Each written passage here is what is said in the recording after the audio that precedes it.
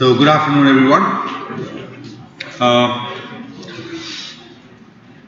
we'll be talking about brain death and care of potential organ donor, including the declaration of brain death.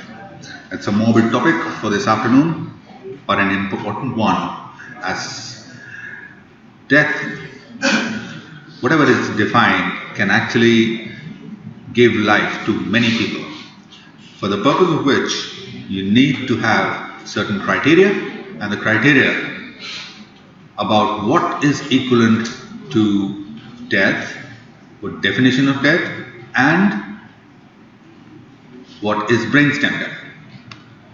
Right, so it's an irreversible biological event. So what is this?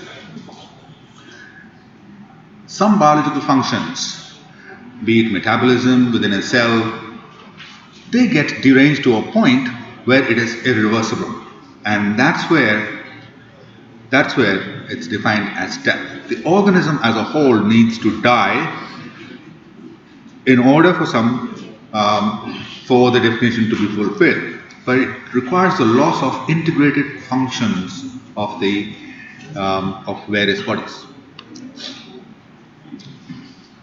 Now there are many definitions. Cardiac death, cessation of all cardiopulmonary function, and the Queensland Act, it says irreversible cessation of circulation of blood in the body of a person, or cessation of all functions of a brain of the person. So one is the cardiac, the second one is the cessation of functions of the brain, right? Does it qualify for death? The answer is both yes or no. As the brain is essential for integrating all the critical functions of the body, the equivalence of brain death with death is largely but not universally accepted. Alright? So, permanent absence of cerebral and brainstem function. Right? So, there are exceptions. There is a concept of brain death, whole brain death, and there is a concept of brain stem death. So in India we follow the brain stem death. In the US, it's the whole brain death. One has to prove that the entire brain is dead, and then and only then they say, okay, it's brain death. In India, we can prove that the brain stem is dead, and therefore this is equivalent to brain death, which is equivalent to death, right? Okay. Now, there are various brainstem death versus brain death. There are some international differences. In many countries, you can have the requirement may be different. Maybe there's only one physician required, some two, and in India it's 4, right? There are some set criteria. Ancillary tests may be used, may not be used. In India, we don't, right? In the US, in some cases, it's mandatory, right?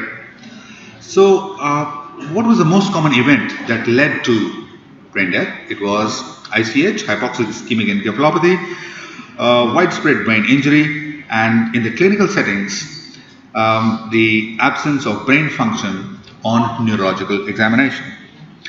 So the settings are that you have to have a cause. One cannot arrive in emergency department as brain dead.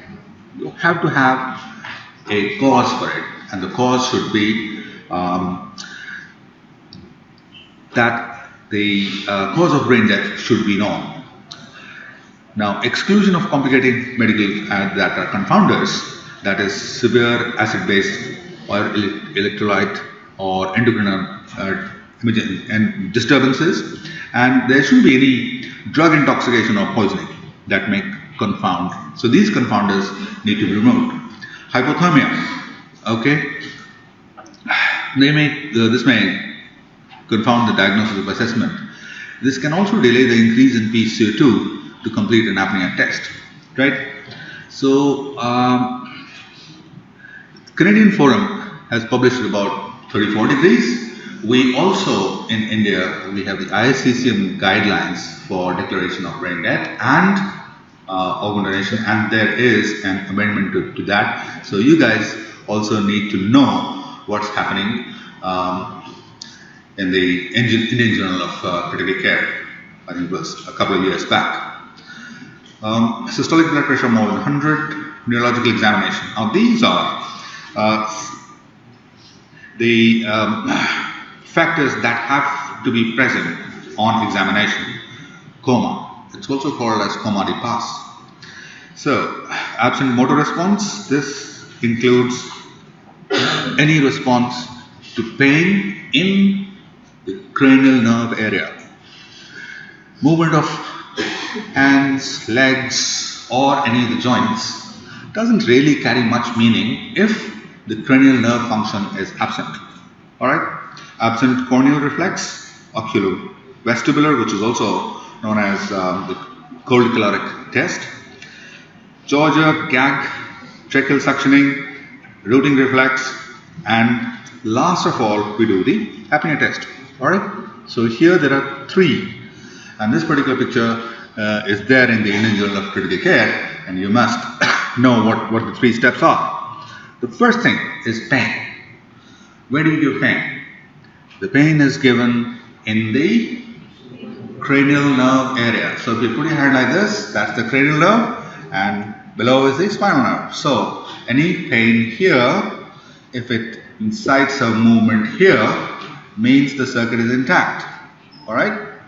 And if any pain here incites a grimacing reflex here, means the circuit is intact. Any pain in the leg, right, and there's flexion here, what is it? Spinal. Doesn't carry any meaning. So it has to be pain in the spinal nerves and any response in the cranial nerves. That's how we do it, right? So the classical one is supraorbital, nail bed, and nail bed. Okay? The third, now you have to look at all the cranial nerves, right? So cranial nerve examination, perhaps on the bedside, quite a few of us do not proceed systematically doing a cranial nerve exam, right? So always start. Once you've done your pain, now go ahead looking at the cranial nerve function. Okay, so starting with the eyes, you have lash reflex, the corneal reflex, and pupillary, right? So once that's not there, then come down, right, to the mouth, right? So here you have the gag and the cough, right? Now if that's absent, go ahead for cold caloric test, right? And after that one, you do the apnea test. Now we'll see how it goes. So what is the most important thing that you do in a Dole's eye reflex?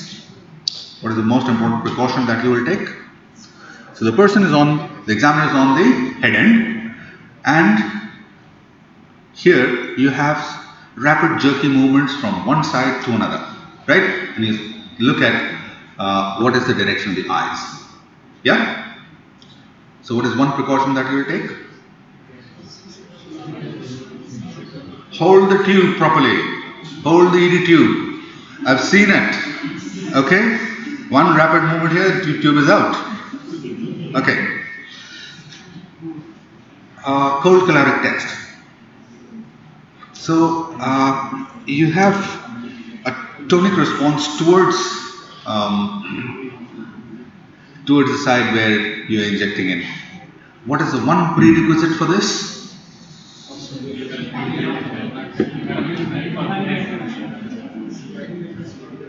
Wax in the air. Okay. If there is wax in the air, you won't be able to do anything. Okay. Right. So whether you're able to see it or not see it, but it has to be documented. If you use an otoscope, well and good. Otherwise, it's an important test, thoracic one, and therefore an ENT surgeon or an ENT specialist can be summoned. Right. This we've all discussed, right? So as much as 33 to 75%, look at the number, 33 to 75% are triggered by a tactile stimulus originating from the spinal cord. Movement of the facial nerves. So if there's facial nerve injury, you may get a movement over there because of a denervated facial nerve.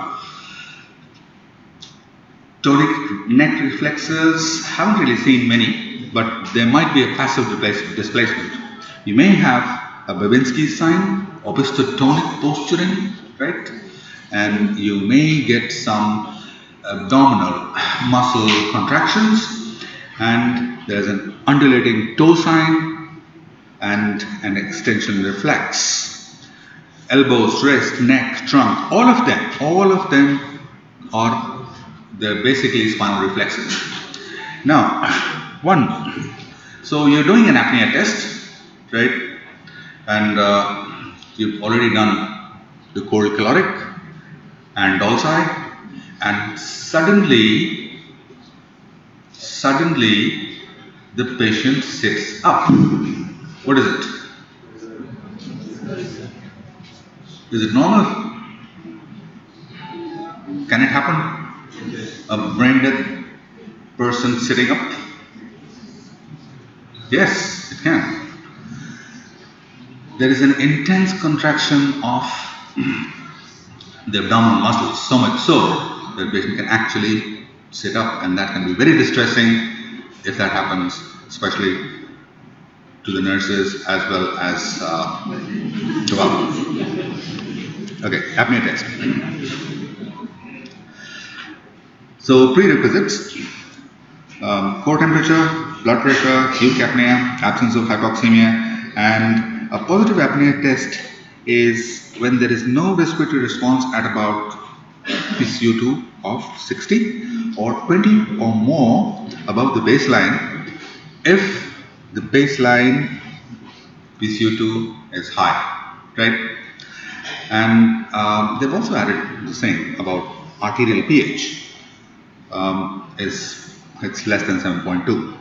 Okay, now here I would like to say that how long do we have to wait? How long do we have to wait for PCO2 to go up? Right. So in a normothermic person, it's about 3 millimeters per minute or so, right? So in order to get the PCO2 up from 35 over to 60, you really have to wait about 15 minutes or so. Okay?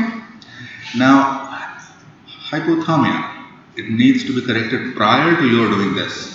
Because if your temperature is about 35, then rate of rise of PCO2 will be very low, and there is always a risk of hypoxemia in the interim. Alright? Okay. Now this number 60, stick to that. Do not confuse it with that, alright, the patient's PCO2 was 30 and now it's 50 and it's 20 above the normal. No.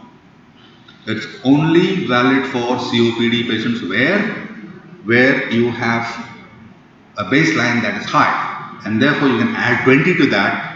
That gives you a pH somewhere around 7.2. But anyone, any other person, it is PCO2 of 60. Alright? So how do you do it? The way we do it is just keep it simple. When you have completed all your neurological examination, right? Then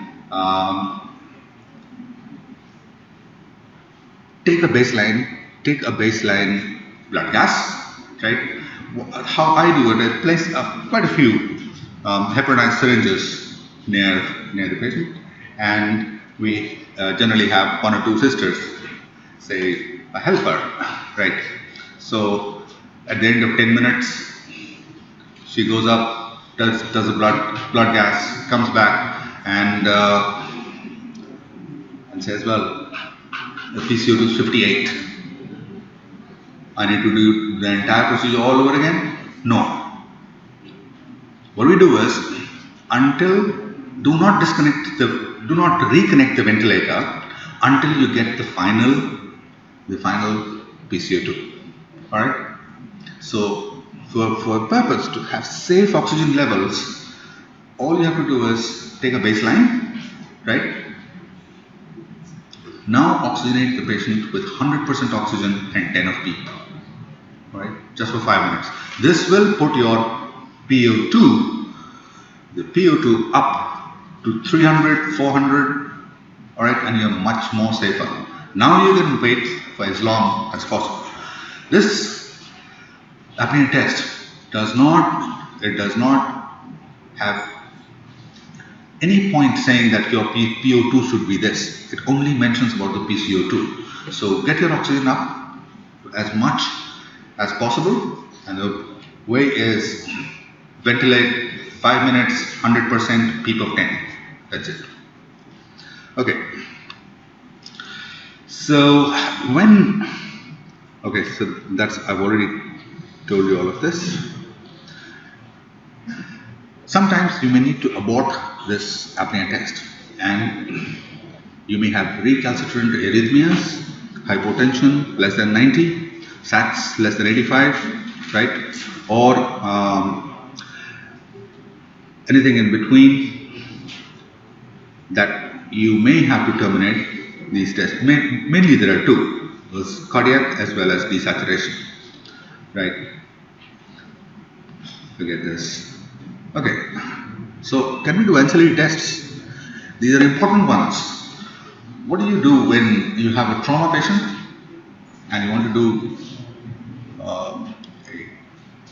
say, the doll's eye, and one eye is busted? How will you do it?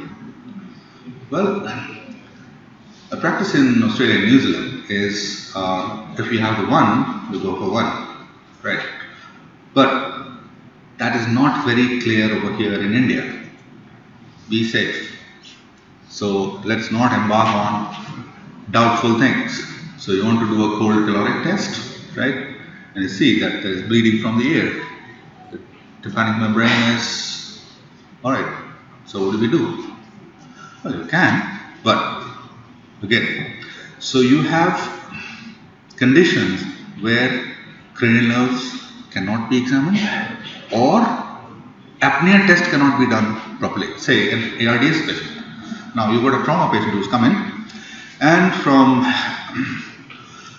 in the emergency, while he was being intubated, he has a massive vomiting, and now he's got aspiration pneumonia. And third day, he's brain dead, but he's got ARDS as well. He's on 100% oxygen, right? And the moment you decrease the PEEP from 12 to 10, he desaturates. Can we do an apnea test? Simply no. Right. So what do we do in these? Tricky situation. Ancillary tests, right? So you can have a PEEP valve, right, and a high flow CPAP on while we do an apnea test in these patients who have acute lung injury, or you cannot do an apnea test. Alright, so potential diagnostic confusions. Now, sometimes you see that, okay,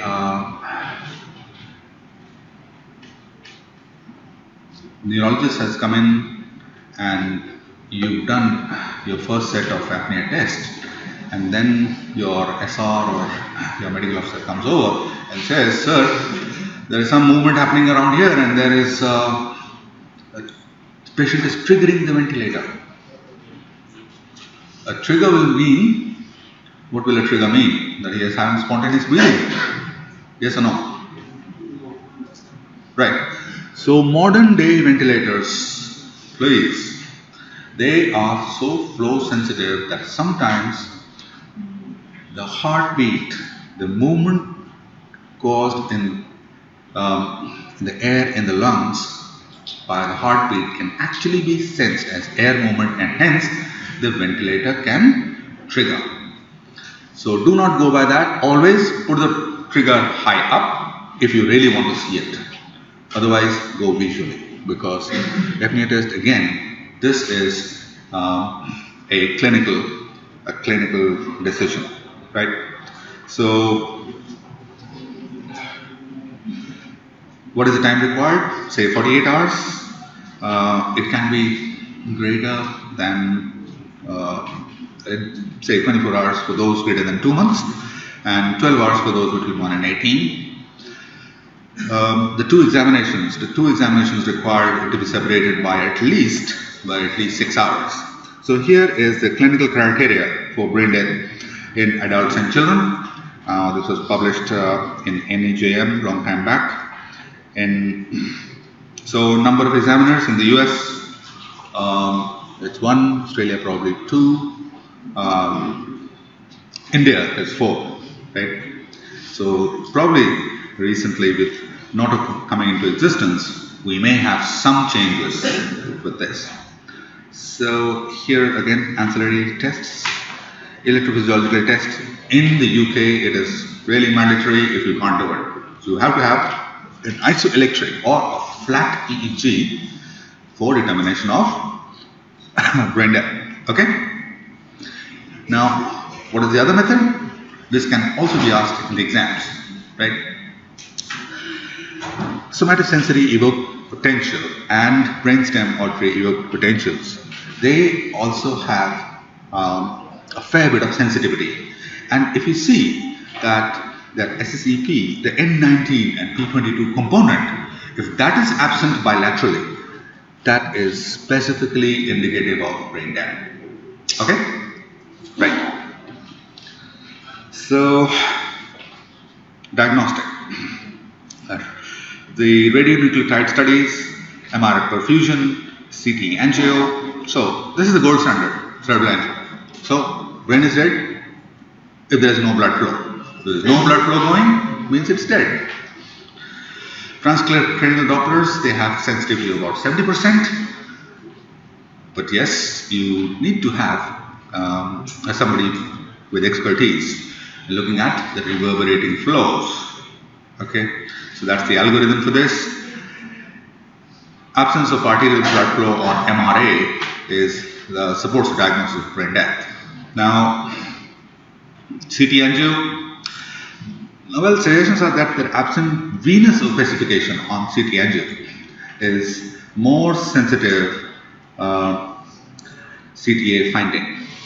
Now, nuclear medicine, the hollow skull phenomena, absence of isotope uptake. Now, these are 2-second slides, right, that shows the uptake, right, and you can see that it's gone everywhere except the skull, right?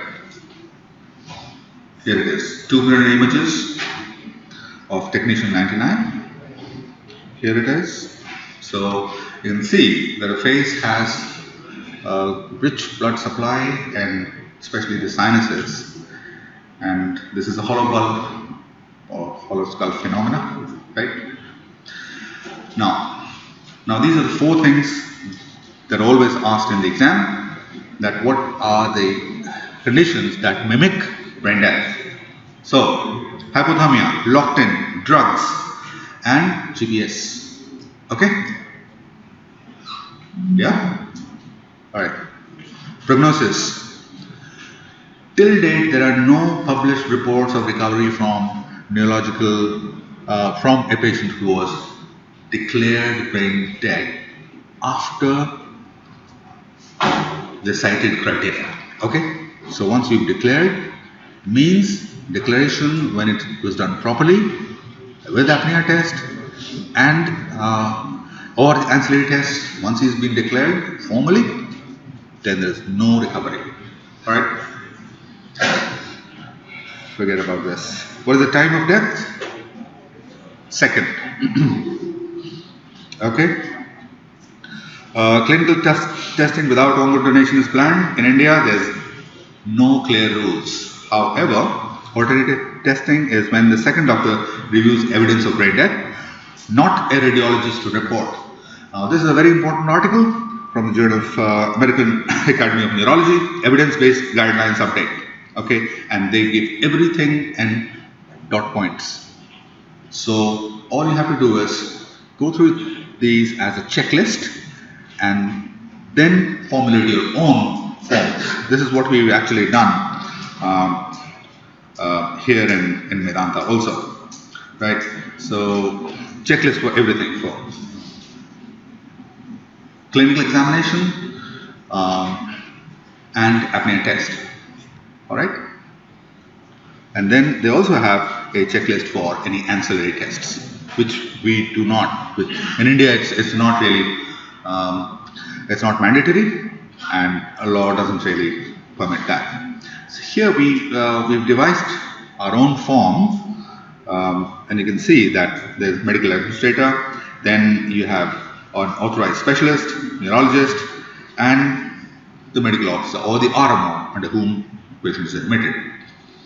These are criteria just taken from the same.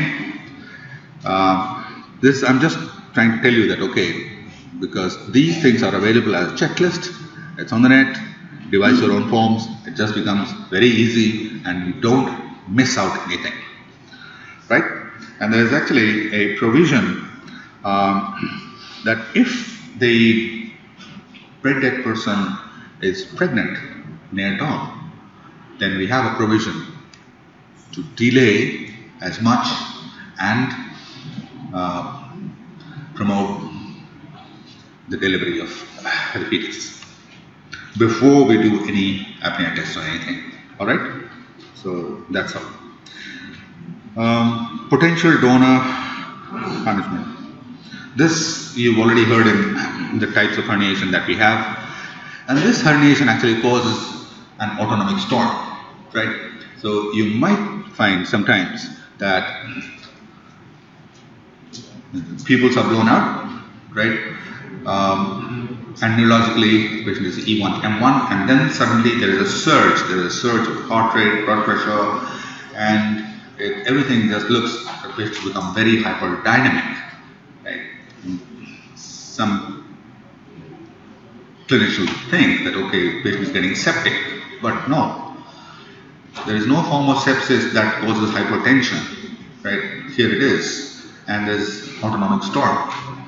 Okay, so if you treat this autonomic storm, what turned out that the donor results were, they said that the donor results were favorable. So when it comes to brain death and organ donation, I would say that, okay, everywhere in the world it's happening, right? And of late, well, there have been many misconceptions and blind faith about organ donation, that if you donate your organs in this life, then probably in the next life you will be born without them. Means any cornea donation, so in the next life you might be born blind. Okay.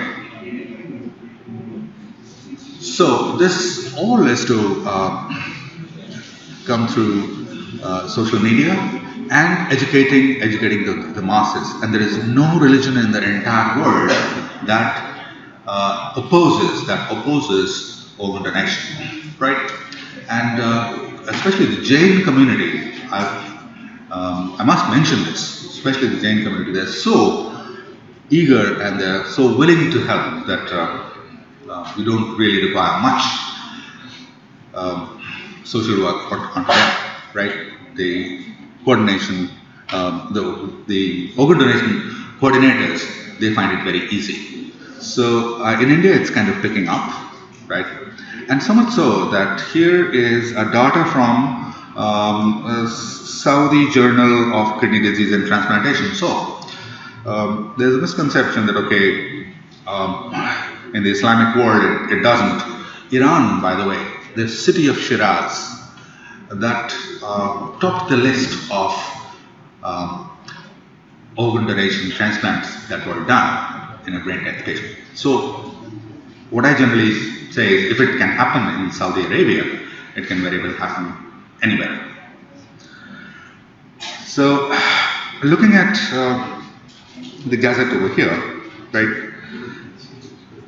Legally, you have to be really tight on this one. There's Form 10, okay, and the Gazette of India. So this is a government document, and if you follow this, there's very little chance that you will be in trouble. Okay. So here's the Form 10. It's available on the net. You can download it and print it on your letterheads. Okay, that's all. So this is the brainstem declaration form, right? So one is certification, and the one is declaration. So declaration is done by the doctor. Okay, you go ahead and say, and then once you have declared, then all the 4 doctors sign the document, and that is certification. Okay, and once it's certified, then it is death, whether organ donation is the aim or not. Now this is the Supreme Court ruling here, and look at the last sentence. The last sentence. Okay, this is the famous Aruna Shanbag case. It follows that one is dead when one's brain is dead. Okay, so if you've certified brain death, it's death. Alright? And there is no ambiguity about it. This is the Supreme Court. Alright? So, complications. Most important complication around here is diabetes insipidus. Right? So once you have the access that's severe, there is loss of water. Right? The kidneys lose out water, and there's salt retention and hypovolemia because of water loss. It's pure water. So you've got a urine output that's is about 300 to 400 mils in 1 hour, right? So how will you replace it? It's called as a urine chase. It's called as a urine chase. So whatever the urine output, you add 50 more mils to that, right? And give it in the form of dextrose. And the way I do it, take these 3. So put a quad lumen or a triple lumen central line, one for fluids, right? And the other ones, you can have insulin, potassium, or whatever you want to give, right? So, because the body is losing water, right? There are no electrolytes in it. Give dextrose as a bolus for the next hour in accordance with the urine chase. So, how much do you think the patient can actually weigh out in 1 hour?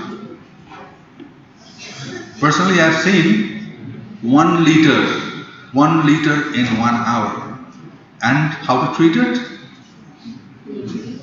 Yes, if the patient is putting out 1 liter, you add 50 more mils and give 1 liter in 1 hour. That's how you treat it. Okay? Because I've seen cardiologists and cardiac surgeons getting very upset that, okay, like this EF is so much and this, and you're giving a liter of fluid. And, no. This is the only treatment. So, hypothermia we've done. Contraindications, well, malignancies. Okay. T3 steroids and vasopressin. In an exam, always mention this. T3, steroids, vasopressin. I think we've just about done all of that. Donor optimization, I don't think anybody is going to ask you the dose of T3, which is 4 micrograms, followed by 3 milligrams, 3 micrograms per hour. So I'll just quickly show you a few slides. Miracles of transplant. This is a womb transplant, the uterus transplant first, right? And there was a kid born. Okay. This is Sweden, Swedish tea. Face transplant. This is only possible after brain death. Okay? Nobody donates a face. Right? Okay. This is hand transplant. So this was an Afghan soldier, and he got his hands from Joseph and Dr. Subramanian Iyer, who's in blue shirt, right? So that's humanity. So an Afghan soldier, a Hindu surgeon, and a Christian donor. These two guys received their arms. Okay. Now, last one is we have goal-directed protocol as far as the brain death is concerned, and this is a Brazilian study. That's an abstract. So stick out your goals and meet it, and I think that will. Okay. Are there any questions?